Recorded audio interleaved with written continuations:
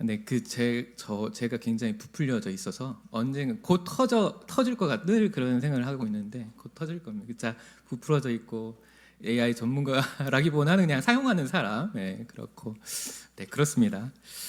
우리 함께 기도하고 우리 말씀으로 들어갔으면 좋겠습니다.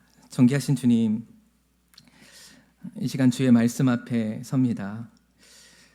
말씀의 빛으로 우리를 비춰주시고 교훈으로, 책망으로, 바르게 함과 또 의로 교육함으로 우리를 다시 세워주시옵소서. 참 말씀이신 예수님의 이름으로 기도드립니다. 아멘. 여러분 반갑습니다. 오랜만입니다. 여러분, 제가 요즘에 거의 설교를 잘 안 하잖아요.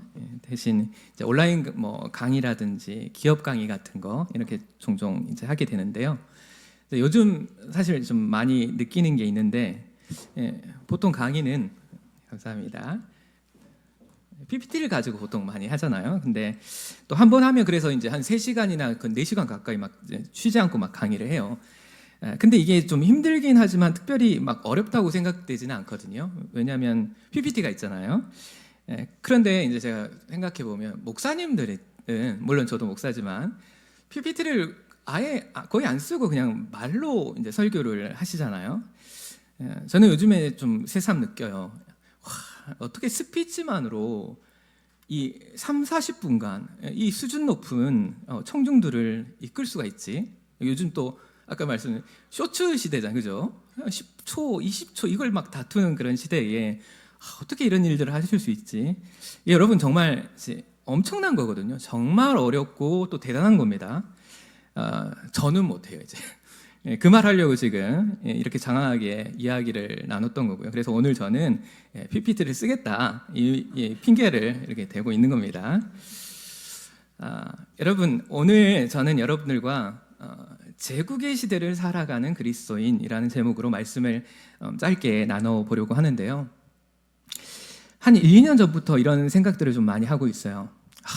세상이 정말 빠르게 변하고 있구나. 물론 정말 다양한 현상들이 이제 동시다발적으로 지금 벌어지고 있지만, 오늘은 포커스를 제국이라고 하는 주제를 놓고 함께 이야기를 나눠보려고 해요. 여러분들은 어떠세요?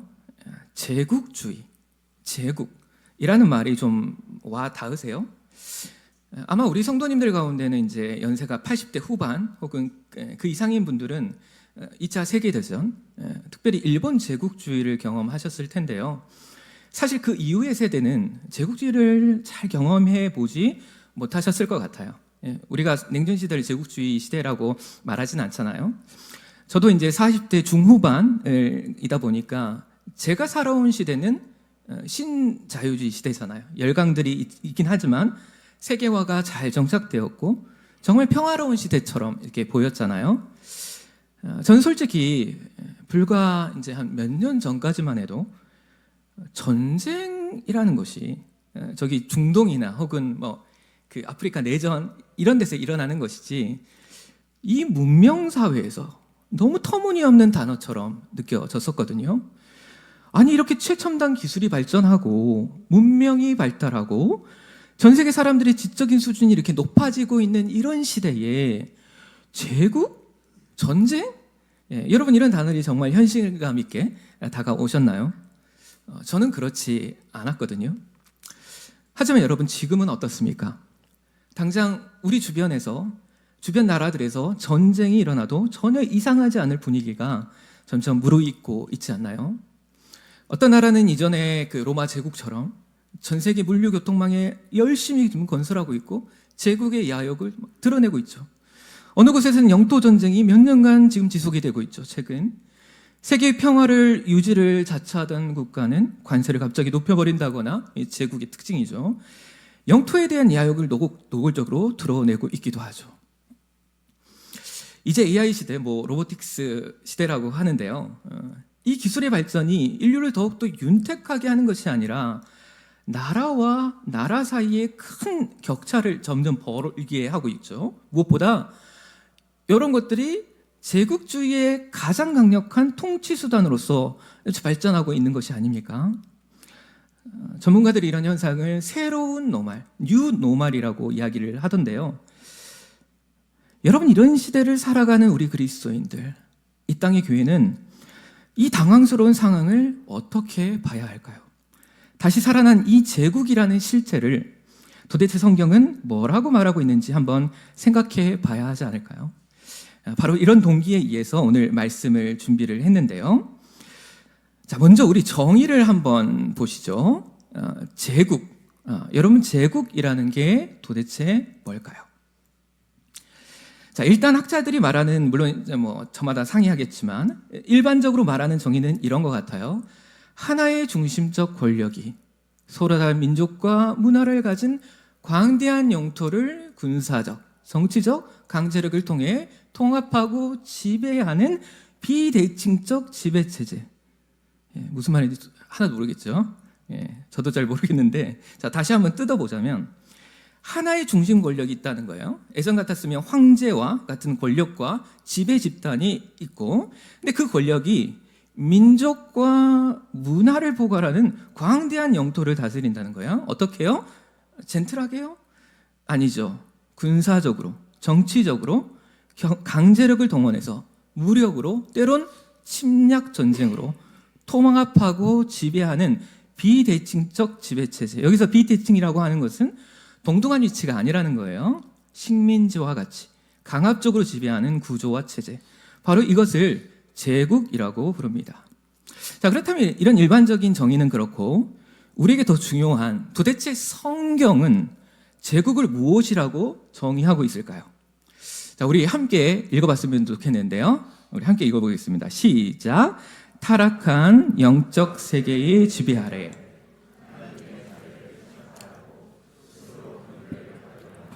하나님 나라에 대항하는 집단적 반역 체제. 저는 이렇게 좀 뭔가 좀 다르다는 게 좀 느껴지십니까? 자, 흥미롭게도 성경은 제국의 배후에 영적인 세력이 있다라고 말하고 있어요. 우리는 어떤 인간 황제나 공고한 정치적 집단 지배체제로 보려고 하지만 아니야. 그 배후에는 강력하고 타락한 영적 세력이 있어라고 말하고 있다라는 거예요. 그런데 여러분, 그들이 하는 일이 뭔가요? 첫 번째로 하나님의 자리를 대체하려고 하죠. 둘째로요, 하나님께 받으셔야 할 영광을 대신 받고요. 그리고 결국 하나님의 나라에 대항하는 이 거대한 반역 집단, 이들이 바로 제국이라고 말하고 있다라는 점입니다. 조금 결이 다르죠? 결국 성경이 말하는 제국이 뭔가요? 하나님 나라의 모조품, 하나님 나라의 짝퉁.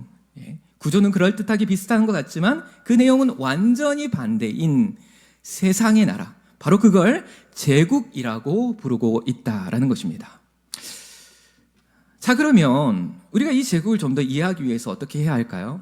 원본인 하나님의 나라가 뭔지 일단 살펴보고, 이 모조품이 도대체 어떻게 생겨난 것인지 그 역사를 한번 대략 살펴봐야 하지 않을까요? 자, 이제부터 좀 잠이 오실 수 있는데, 뭐 강의 같다 막 이렇게 하시는 굉장히 중요한 이야기니까요. 우리 꼭 참고 들어주셨으면 좋겠습니다. 여러분, 하나님이 창조하신 세상에는요, 두 개의 나라가 존재했습니다. 하나는 천상의 나라, 다른 하나는 지상의 나라입니다. 먼저 천상의 나라입니다. 지상의 나라가 창조되기 전 천상의 나라가 먼저 창조되었습니다. 그곳은 영적인 세계입니다. 바울이 말하는 삼층천이죠. 거대한 왕궁이 있고 그곳에는 신들의 왕이신 하나님이 계시고 하위 신들인 하나님의 아들들, 전령사, 천사 등이 있는 곳입니다.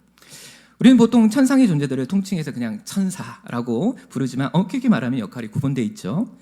사실 천사는 가장 낮은 단계의 전령, 즉 메신저의 업무를 수행하는 직책이라고 할 수 있겠죠. 여기서 우리가 좀 관심을 가져야 할 존재들이 있는데요. 바로 하나님의 아들들이라고 하는 존재들입니다. 하나님 위에 가장 높은 직책인데요. 신적인 존재들이라고 할 수 있죠. 그럼 이들은 도대체 무엇을 하는 존재들이냐? 이들은 하나님과 함께 Divine Council, 천상회의 혹은 어전회의라고 하죠. 여러분 조선시대에 이제 왕과 대신들이 함께 궁궐의 사정전, 근정전 이런 곳에 모여가지고 함께 나라의 정사를 관장하잖아요. 그런 거예요. 일종의 지배협의체를 구성해서 온 우주를 통치하고 결정에 참여하는 그 하나님의 가족들 혹은 치리자들이었던 것입니다. 우리 열왕기서를 보면 하나님이 누가 아합을 꾀어 길랏 라모스에 올라가서 죽게 하겠느냐라고 할 때에 그 중에 한 존재가 손을 들고 내가 그를 꾀겠나이다 라고 하죠. 바로 그런 존재. 욥기서에서도 나오고 이사야서에서 나오는 이런 이야기들이 나오죠. 바로 이런 곳이 천상의 나라라고 할 수 있습니다. 두 번째 나라는 지상의 나라입니다. 우리가 사는 이 지상의 나라. 여러분, 지상의 나라에도 왕궁이 있었습니다. 높은 산 꼭대기에 위치하고 비손, 기온, 히데겔, 유브라데 강이 발원하는 바로 그 생명의 근원, 에덴이라고 하는 곳인데요. 사실 지구라고 하는 곳의 어떤 한 지점이죠. 아무나 들어갈 수 없는 요새와 같은 곳인데요. 우리가 사실 많이 오해를 하죠. 에덴 동산은 아담과 하와를 위해 주어진 공간이라고 우리가 생각을 하는데 그렇지 않죠. 이곳은 하나님의 궁전입니다. 인간의 공간이 아니에요. 인간은 하나님의 그 지상 궁전에서 하나님을 보필하고, 제사장이죠. 어전회의에 참여하고 선지자죠. 그 결정을 지상에서 집행하는 작은 왕의 역할을 했던 것입니다. 자, 그런데 여기서 궁금증이 생기죠. 천상에도 하나님의 보좌가 있고 지상에도 하나님의 보좌가 있네? 왜 두 개지? 여러분, 하나님의 보좌는 하나여야 되잖아요. 그 답은 중첩에 있습니다. 저 사진을, 이미지를 보시면 딱 느낌이 오실 텐데 중첩되어 있는 거예요. 태초에 여러분, 이 세계는 중첩이 되어 있었어요. 이 두 나라의 창조자이시자 왕의 왕이신 하나님께서 이 중첩되는 이 지점에서 거하시면서 이 두 나라를 함께 다스리는 형태로 하나님의 통치는 이루어지고 있었다라는 것입니다. 그래서 결국 하나님의 나라의 궁극적인 비전은 여러분 무엇일까요? 이겁니다. 이 두 나라가 하나가 되는 것. 이게 또 우리의 비전이 되어야겠죠. 요한계시록을 보면 하늘의 나라가 내려와 하나가 된다라고 하잖아요. 이 비전을 위해 하나님의 명령, 생육하고 번성하여 땅에 충만하라, 땅을 다스리는 사명을 아담과 하와가 받았던 거죠. 이제 이게 신약으로 넘어오면 지상 명령으로 바뀌죠. 모든 족속으로 제자를 삼아 아버지, 아들과 성령의 이름으로 세례를 주라. 교회의 확장이 바로 에덴의 확장인 것입니다. 여러분, 이 하나님의 비전처럼 이 두 세상이 하나가 되고 하나님께서 온 세상을 다스리는 그런 나라가 되었다면 얼마나 좋았을까요? 하지만 그 계획은 큰 도전에 직면되어 버리고 말죠. 이 두 세계를 각각 다스리는 하나님의 아들들의 반역을 통해서. 선악을 알게 하는 나무는 생명나무와 함께 동산의 중앙에 위치해 있었죠. 여러분, 거기는 어딜까요? 여러분, 선악을 안다는 건 뭘까요? 죄가 있는지 없는지 판단하는 것, 바로 재판정이죠. 그렇다면 거긴 어딘가요? 여러분, 저긴 어딘가요? 고대 시대의 최고의 재판관은 여러분 왕이었기 때문에 저곳은 바로 하나님의 보좌가 있는 곳입니다. 근데 거기에 왜 하필 뱀이 있었을까요? 우리는 흔히 사탄을 타락한 어떤 악한 존재, 그 존재의 어떤 고유 명사로 보는데요. 사실 구약시대의 사탄은 직책일 가능성이 큽니다. 어떤 직책인가요? 지난주 우리 교수님께서 이제 말씀해 주셨던 것처럼 검사. 이 사람이 이런 죄가 있어요라고 재판관에게 알려주는 직책. 여러분, 욥기서를 보면 하늘의 어전회의의 현장, 거기에 사탄이 있잖아요. 여러분, 사탄이 타락한 존재라면 어떻게 거룩한 하나님의 보좌 앞에 있을 수 있죠? 거룩한 공간에 여러분 죄는 접근조차 할 수 없습니다. 그래서 이 사탄이라는 말은 직책인 거죠. 물론 신약에 와서 이제 그 의미가 좀 달라지지만요. 어쨌든 여러분, 이 뱀은 갑자기 선악을 알게 하는 나무에 나타난 게 아니라 원래 거기가 사탄이 임무를 수행하고 있는 것이었고 거기에 아담과 하와가 갔던 것이죠. 여러분, 근데 왜 뱀일까요? 오늘 우리가 알고 있는 그런 작은 뱀이 여러분 아닐 거예요. 더 큰 용에 더 가깝겠죠. 하나님의 보호자를 지키는 영적 존재는 여러분 그룹 혹은 스라, 특별히 세라핌은 불타다라는 뜻도 있지만 뱀이라는 뜻도 가지고 있어요. 날개가 달린 뱀, 하나님의 보좌 가장 근처에서 하나님을 보필하는 존재. 이 존재는 뱀 혹은 용의 형상을 가진 존재로서 하나님의 재판정에 온 인간들을 꿰어서 죄를 저지르게 하죠.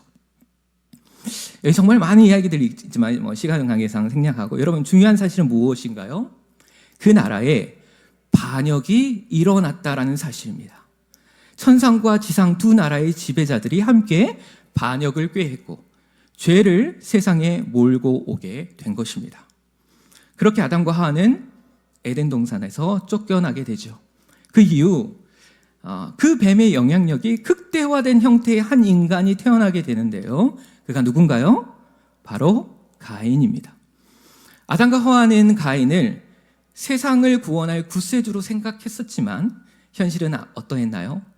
그는 뱀의 자손이었죠. 뱀의 자손의 특징은 무엇인가요? 시기와 미움과 폭력과 살인입니다. 그는 동생 아벨을 질투했고 죽여버렸습니다.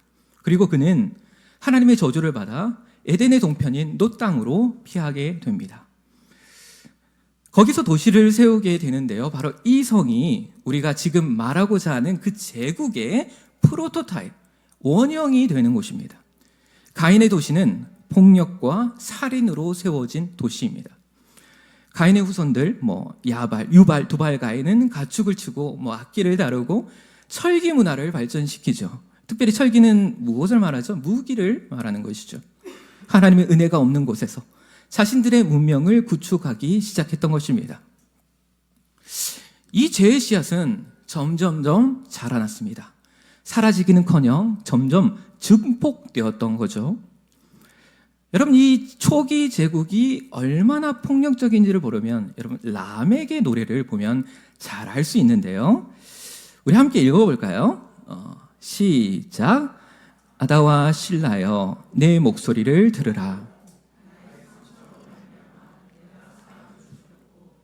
상함으로 말미암아 소년을 죽였도다. 나를 해치는 자에게는 벌이 77배일 것.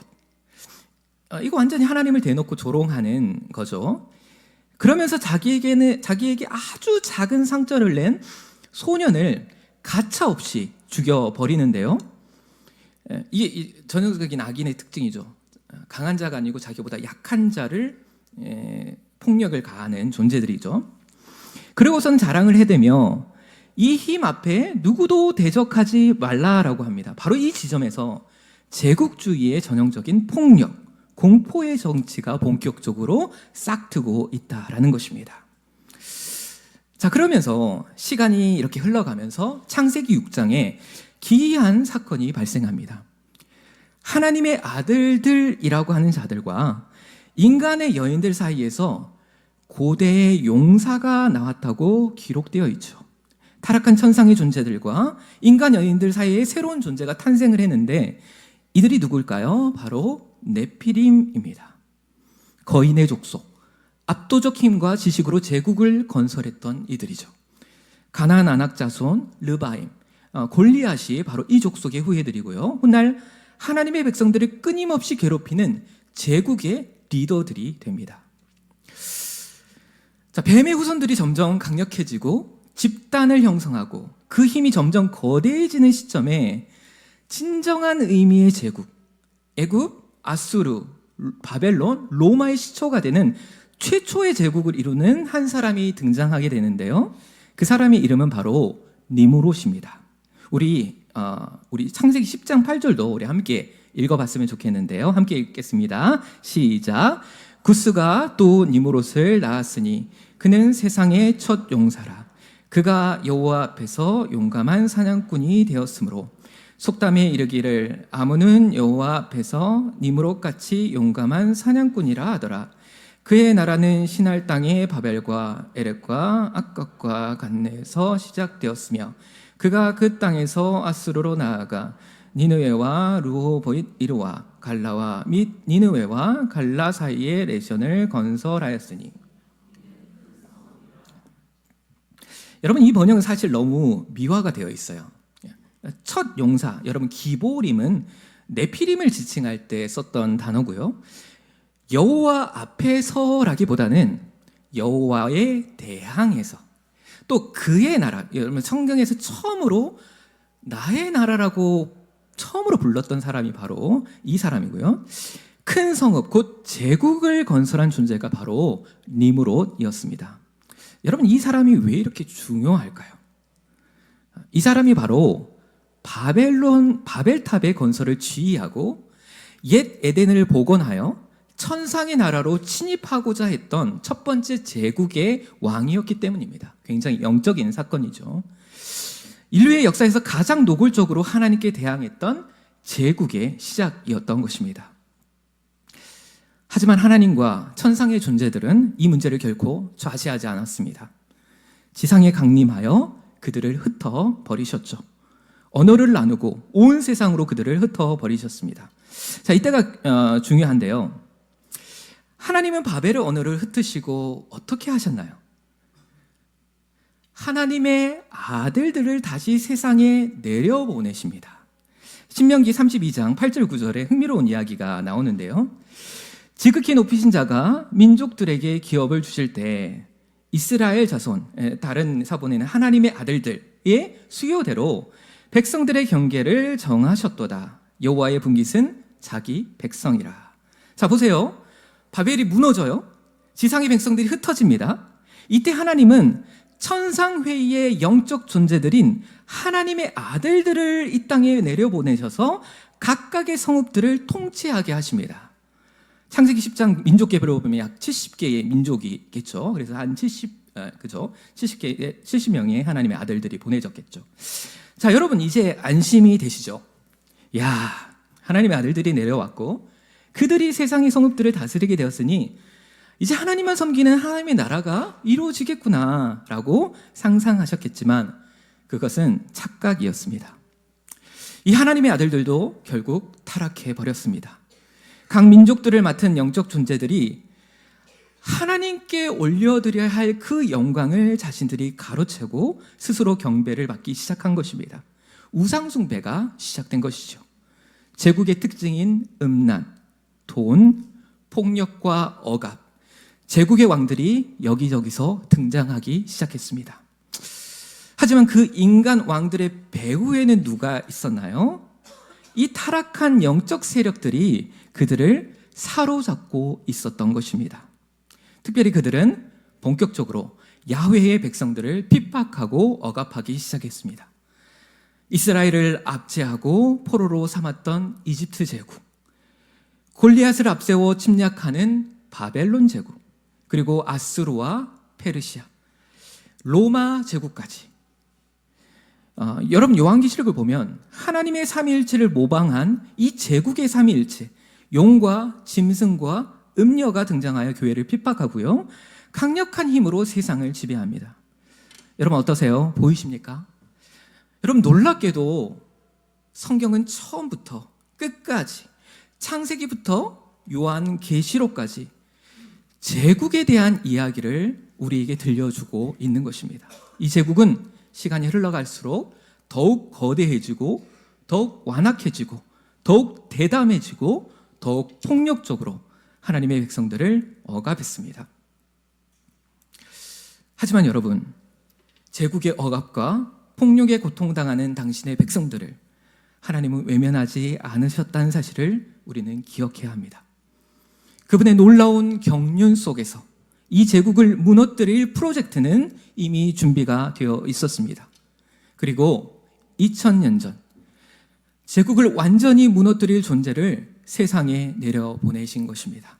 바로 예수님이시죠. 하나님의 아들들이 사람의 딸들과 결혼하여 네피림을 낳은 바로 그 방식처럼 예수님은 성령으로 잉태되어 세상에 등장하셨습니다. 하지만 그분의 방식은 정확히 네피림과 제국의 방식이 아니었죠. 그분의 저항의 방식은 정말 독특했습니다. 그들과 같은 방식으로 제국에 저항하신 것이 아니라 그 반대, 폭력이 아닌 비폭력, 굴림이 아닌 섬김, 증오가 아닌 사랑으로 제국에 맞서셨고요. 그 사랑과 섬김의 절정인 십자가 위에서 그분은 철저히 희생당하셨습니다. 제국에 의해 죽임당하신 그분은 사흘 만에 부활하셨고요. 하늘로 승천하셨습니다. 그리고 공중의 권세 잡은 자들과 전쟁을 치르셨어요. 바로 그 타락한 그 하나님의 아들들, 공중의 권세 잡은 자들, 타락한 악한 영들과의 전쟁을 치르신 것이죠. 그러므로 이르기를 그가 위로 올라가실 때에 사로잡혔던 자들을 사로잡으시고 사람들에게 선물을 주셨다 하였도다. 그리고 그 제국의 영적 세력들을 하나로 잡아 포로로 끌고 가십니다. 우리 함께 읽어봤으면 좋겠는데요. 시작. 통치자들과 권세들을 무력화하여 그들을 이기셨느니라. 보십시오.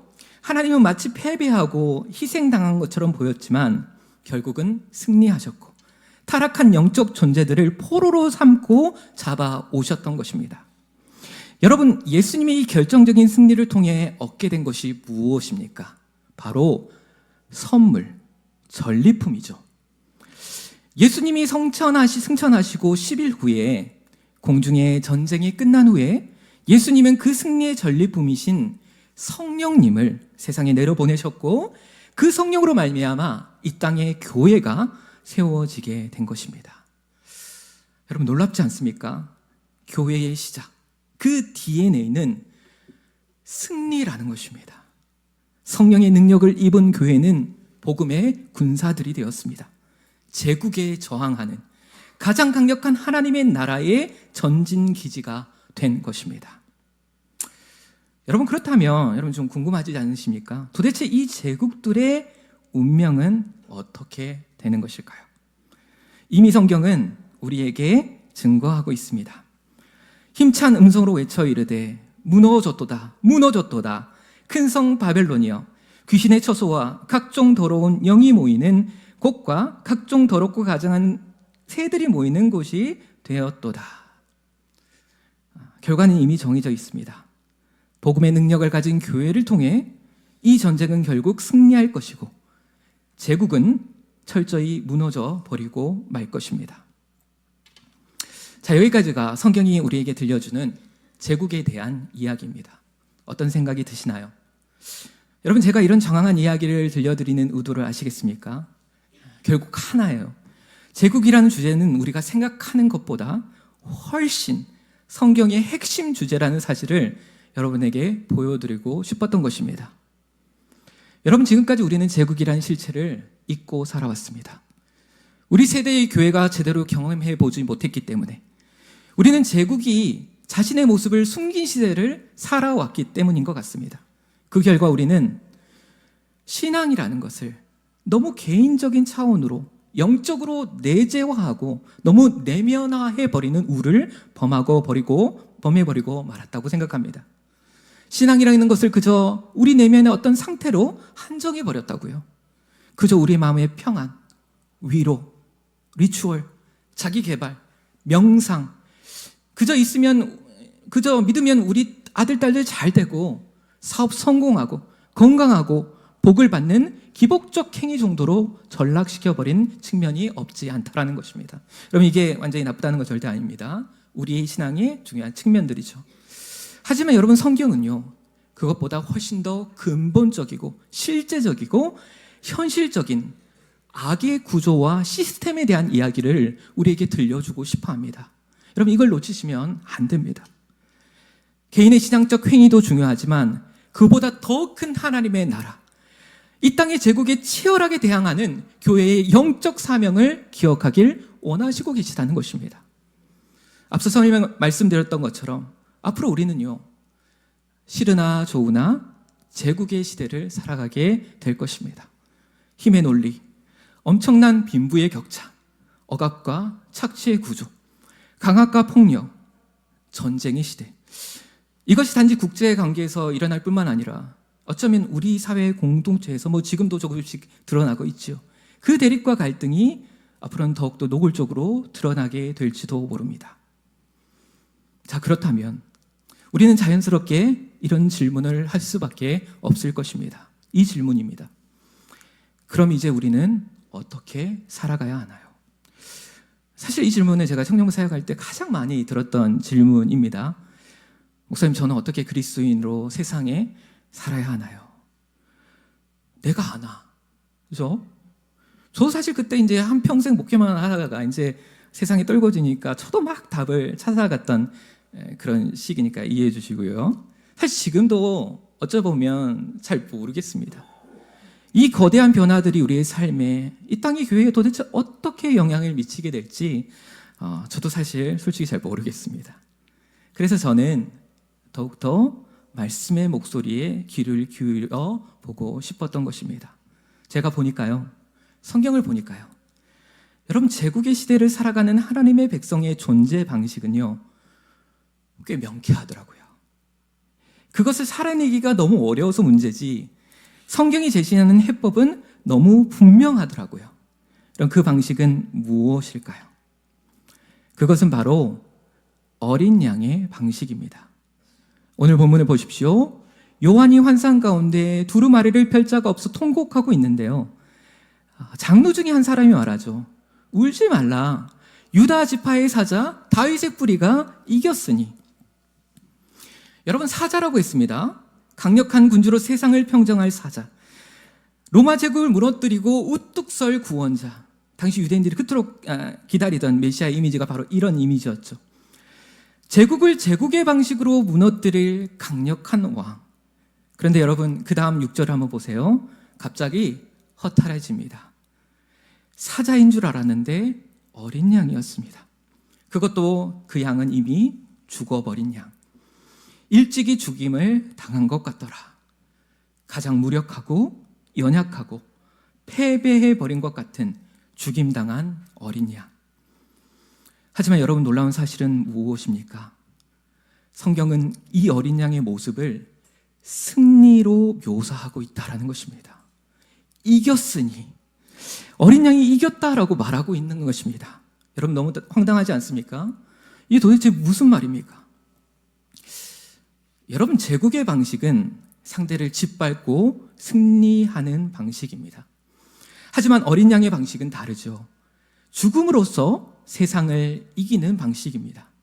희생과 헌신, 사랑과 용서, 온유와 섬김. 여러분, 십자가의 역설이 바로 여기에 있는 것입니다. 제국의 심장에서 아우구스투스 황제를 죽이고 그 제국을 차지하는 자가 아니라 이웃을 섬기고 연약하고 소외된 이들을 사랑하고 이익을 얻기보다 손해를 보고 때리기보다 맞고 죽기까지 순종하는 어린 양의 이 발걸음이 그 제국을 향한 가장 결정적인 진격이라는 사실을 말씀은 우리에게 증언하고 있는 것입니다. 여러분, 제가 너무 안타까운 사실이 무엇인지 아십니까? 오늘 한국 교회가, 서구의 교회들도 마찬가지죠. 제국과 똑같은 논리와 방식으로 교회의 힘과 권력을 세상에 어떻게든 보여주고 싶어 한다는 것입니다. 여러분, 엄청 효과가 있을 것 같죠? 대단한 성공을 이뤄낼 것 같죠? 절대 아닙니다. 좀 숫자가 된다고, 돈이 있고 네트워크가 있다고 그 제국의 논리와 방식으로 싸움을 거는 순간 교회는 제국과 하등 다를 바가 없이 되어버리고 맙니다. 얼마 되지 않아 그 정의로워 보였던 손은 죄의 피로 물들게 될 것입니다. 그 싸움의 현장에서 자기의 의도와 달리 광기에 사로잡힌 괴물이 되어버린 자신들의 모습을 발견할 것이 분명합니다. 여러분, 그 방식은요, 주님이 말씀하시고 보여주신 어린 양의 방식이 아닙니다. 설사 힘이 있을지라도 드러내지 않습니다. 권한이 있더라도 사용하지 않습니다. 논리가 있더라도 주장하지 않습니다. 그저 이름도 없이 빛도 없이 가장 낮은 곳을 향하여 묵묵히 희생하고 섬기고 거룩함과 순결함으로 우상 숭배에 묵묵히 저항하며 사랑으로 세상을 향해 나아가는 방식. 그것이 어린 양의 방식인 것입니다. 이제 말씀을 마무리하고자 합니다. 여러분, 이제 우리는 제국의 시대를 살아내야 합니다. 함께 위로하며 격려하며 손잡고 살아냅시다.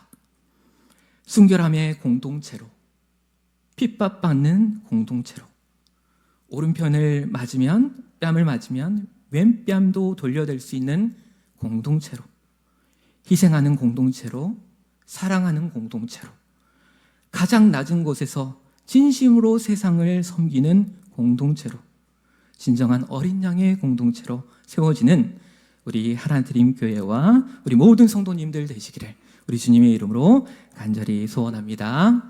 우리 함께 찬양할까요? 우리 마음을 다해서 죽임당하신 그 어린 양을 찬양하고 그분께 영광을 올려드리기를 원합니다. 죽임당하신 어린 양,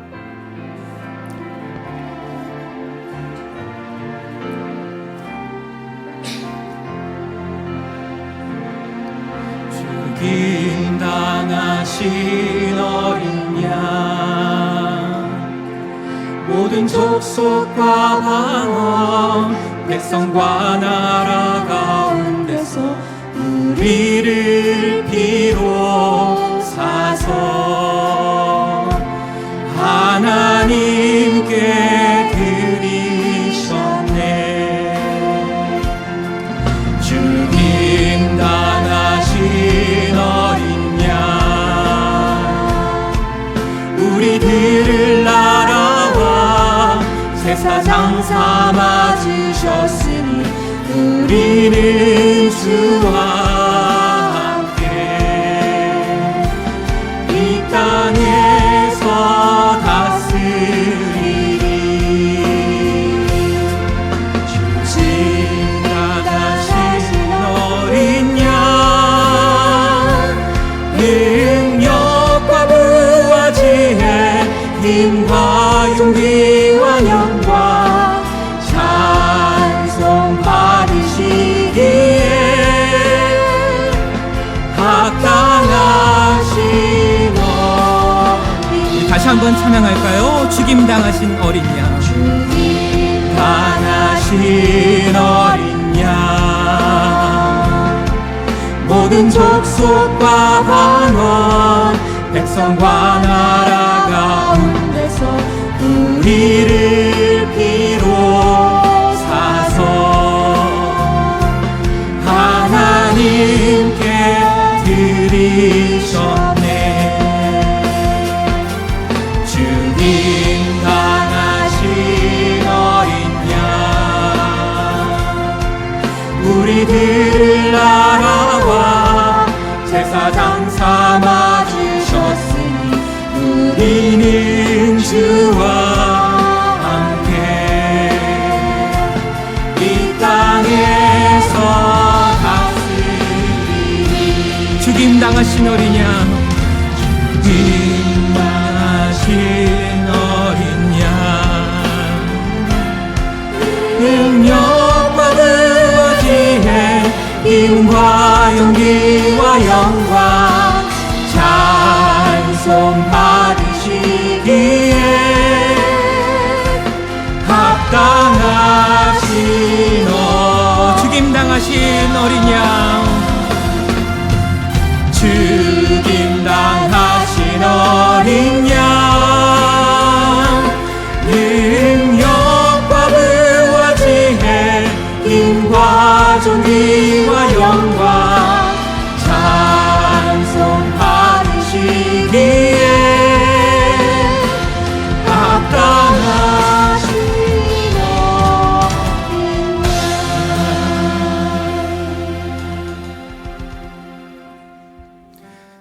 죽임당하신 어린 양, 우리를 자신의 피로 사신 분, 우리를 자신의 처절한 희생과 죽음으로 구해내시고 하나님께 올려드리신 분,